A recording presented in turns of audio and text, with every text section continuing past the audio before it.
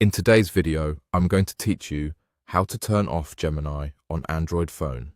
If you've tried Gemini and prefer not to use it, you can deactivate it directly through your phone's settings. This process is simple, safe, and doesn't require any extra tools. I'll walk you through each screen so you know exactly what to tap and what the options mean. Start by opening Settings on your Android phone.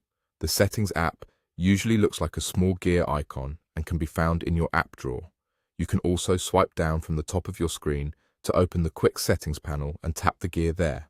Once you're inside, you'll be adjusting app preferences in just a moment. Next, tap Apps. Depending on your device, this might be labeled Apps and Notifications or Manage Apps, but it serves the same purpose. You'll know you're in the right place when you see a list of applications installed on your phone.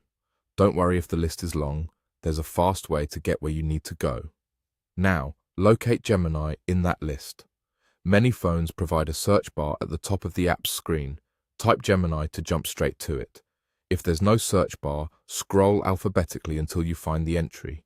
It might appear simply as Gemini, and on some devices you may see a small Google icon beside the name, which is normal. Tap Gemini to open its app info page. This screen shows details like storage usage, permissions, and data consumption, and it's also where you control whether the app is active on your device. To deactivate the app, choose either uninstall or disable, depending on what your phone offers. If you see uninstall, tapping it removes the app and its updates from your device. You'll get a confirmation message. Go ahead and confirm to proceed. If uninstall isn't available, look for disable. Disabling turns the app off, hides it from your app drawer, and prevents it from running or updating in the background. Confirm any prompt that appears to finish.